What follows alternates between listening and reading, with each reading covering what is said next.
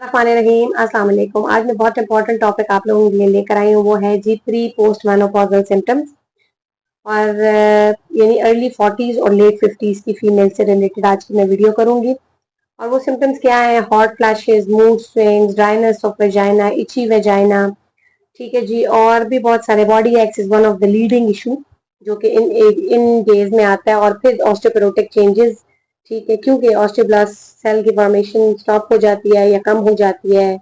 क्यों हो जाती है, इससे रिलेटेड मैंने एक वीडियो की भी हुई है ऑलरेडी। क्योंकि आपके एस्ट्रोजन एंड जो प्रोजेस्टेरॉन का जो लेवल है वो लोअर डाउन की तरफ जाना शुरू हो जाता है, कम होना शुरू हो जाता है। और हमारे अक्सर औकात डॉक्टर्स जो हैं वो फीमेल्स को कैल्शियम की बम्बार्डमेंट स्टार्ट कर देते हैं।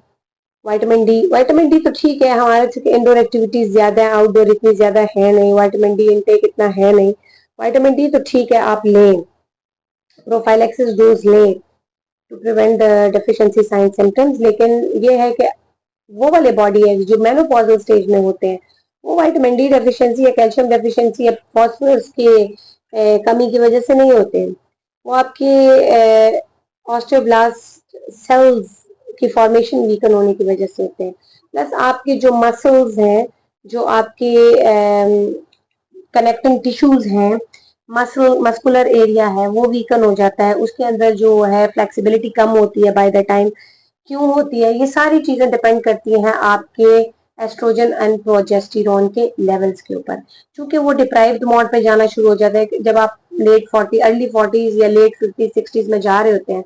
तो मेनोपॉजल सिम्टम्स स्टार्ट हो जाते हैं, प्री मेनोपॉज स्टार्ट हो जाती है, उसमें ये सारे सिम्टम्स अराइज होना शुरू हो जाते हैं। आपको फीमेल्स, अक्सर बेशतर फीमेल्स जो हैं उनको गुस्सा बहुत आता है, बॉडी एक्स बहुत होते हैं, हॉट फ्लैशेस बहुत होते हैं, मूड स्विंग, पल में तोला पल में मशा, ये इश्यूज तो बहुत ज्यादा कॉमन हो जाते हैं।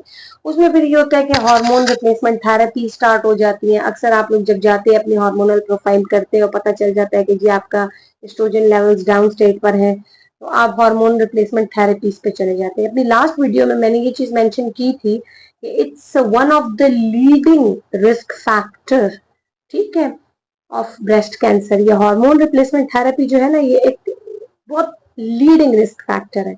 तो इससे बहुत अच्छा है कि आप अपने ऑर्गेनिक चीजों की तरफ जाएं।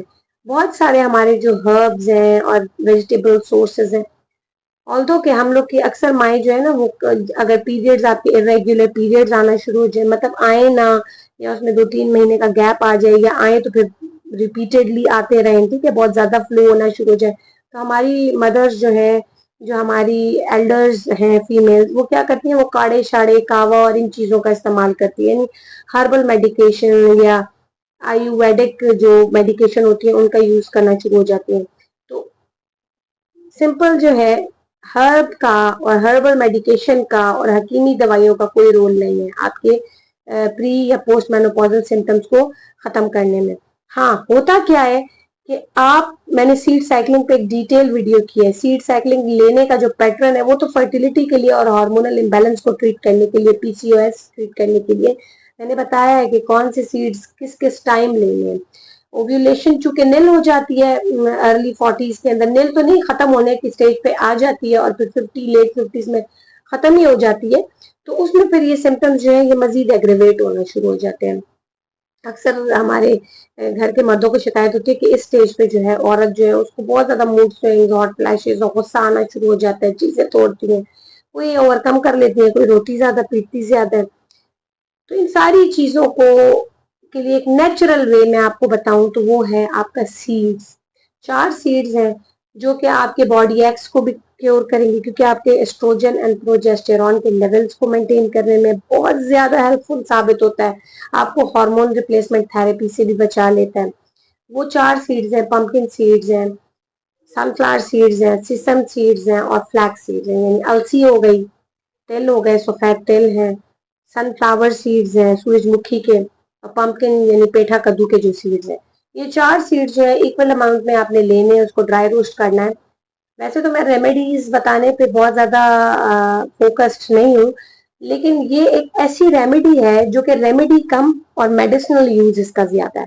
ये एज ए मेडिसिन आपके बॉडी में काम करते हैं, आपके एस्ट्रोजन लेवल्स को मेंटेन करते हैं, आपके प्रोजेस्टेरॉन लेवल्स को मेंटेन करते हैं, आपके जितने भी मस्कुलर टोन है उसको फ्लेक्सिबल करते हैं, आपके ये जो कनेक्टिंग टिश्यूज है, ये जो कनेक्टिव टिश्यूज जो ग्लू का काम कर रहे थे, लाइक ये हड्डियां आप देख लें, यहाँ पे सारे कनेक्टिव टिश्यूज होते हैं, आपकी ये जॉइंट्स एरिया में सारे कनेक्टिव टिश्यूज, तो इसमें ये फ्लेक्सिबिलिटी का काम करके, ठीक है, ये जो स्टिफनेस, आपकी नेक स्टिफनेस स्टार्ट हो जाती है, आपके शोल्डर पे पेन स्टार्ट हो जाते हैं, आपके आप सुबह के टाइम अक्सर ऑस्टियोपोरोटिक चेंजेस आपकी स्टार्ट हो जाती है, ऑस्टियोआर्थराइटिस की चेंजेस स्टार्ट हो जाती है अर्ली 40s के अंदर, तो उसको ओवरकम करते हैं, आपके ड्राई वेजाइना को ल्यूब्रिकेट करते हैं, क्योंकि जब आप एस्ट्रोजन लेवल नॉर्मलाइज होगा तो ऑटोमेटिकली आप जो है ये इश्यूज जो है आपके ओवरकम होना शुरू हो जाएंगे। पर्टिकुलरली ये आज की वीडियो जो है फीमेल्स के लिए। खाने का तरीका तो मैं आप सीड साइकिलिंग की वीडियो आपके साथ डिस्क्रिप्शन में लिंक शेयर कर दूंगी, आप देख लीजिएगा कि कौन कौन से स्टेजेस पे कौन कौन से सीड्स आपने यूज करने। बट एक और तरीका ये कि इक्वल अमाउंट में आपने ले लिया, ड्राई रोस्ट कर लिया और बॉटल बना के रख ली डेली, अर्ली मॉर्निंग या आप इवनिंग स्नैकिंग जब कर रहे होते शाम की चाय के साथ 1 चम्मच भर के आपने खा लिया। वैसे तो हैंडफुल नट्स आपने खाने, लेकिन उस हैंडफुल नट्स में सिर्फ ये सीड्स नहीं है, उसमें आपके बादाम, आपके वॉलनट, आपके पिस्ता, ये सारी चीजें एडेड है। हैंडफुल नट्स डेली अगर आप अपनी रूटीन में रखेंगे तो आपको ये इश्यूज फेस नहीं करने पड़ेंगे अर्ली एजेस में। लेकिन अगर नहीं कर रहे तो ये सीड्स जो है आपने 1 टेबल स्पून डेली खाना है। ये अपनी रूटीन बना ले। जो फीमेल 35 क्रॉस कर चुकी हैं वो अपनी रूटीन बना ले कि आपने डेली 1 टेबल स्पून सीड्स लेने हैं, ताकि इन चीजों से आप मैक्सिमम बच सके। लेटर इन लाइफ थोड़ी बहुत अपेयर हो जाती है। इसका फायदा और ये भी है कि लेटर इन लाइफ जो आपको डिमेंशिया की कंडीशन है, या शॉर्ट टर्म मेमोरी लॉस है, या लॉन्ग टर्म मेमोरी लॉस है, उसको भी ओवरकम करता है, क्योंकि ये ओमेगा 3 का रिच सोर्स है ये सीड्स। आपकी जो ब्रेन की एक्टिविटी है उसको भी नॉर्मल करने में बहुत अहम रोल प्ले करता है। जो बच्चे पढ़ाई में वीक हैं, ठीक है, जिनकी ब्रेन की ग्रोथ एंड डेवलपमेंट, मतलब मैं तो यही कहूंगी कि जो बच्चे वर्चुअल ऑटिज्म की तरफ जा रहे हैं, या जो भी थोड़े बहुत उनकी स्पीच डिले है, या पढ़ाई में वीक है, या लर्निंग डिसेबिलिटीज हैं, तो वो उनको भी आप जो है 1/2 टीस्पून डेली सीड्स यूज करवाएं। अगर बच्चे खाते हैं तो सूजी का हलवा खाते हैं, उसमें आप आधी चम्मच डाल के बच्चों की जो सर्विंग बनाएंगी वो आधी चम्मच के वो से फिनिश करें। पाउडर में उसका पाउडर बना के दूध में डाल के देते हैं। ये तरीका आप लोग बच्चों के साथ भी कर सकते हैं, लेकिन उसकी जो डोज है वो 1/2 टीस्पून है, ठीक है। और जो एडल्ट ऑनसेट है, जो फीमेल्स है, वो फुल 1 टेबल स्पून, ठीक है, डेली 1 टेबल स्पून आपने दूध के साथ, चाय के साथ, कावे के साथ, जिसके साथ भी ऐसे खाते हैं तो बहुत मजे का एक वो स्नैकिंग सा हो जाता है। आप डेली खा सकते हैं, उससे आप एक्टिव भी रहेंगे, आपके जो अर्ली मॉर्निंग आपको थकावट होती है वो भी नहीं होगी, और आपके जो मेनोपॉजल सिम्टम्स हैं वो बहुत ज्यादा अर्ली नहीं आएंगे। इसी के साथ मैं इजाजत चाहूंगी। अपना बहुत ज्यादा ख्याल रखिएगा, दुआओं में याद रखिएगा। अल्लाह हाफिज।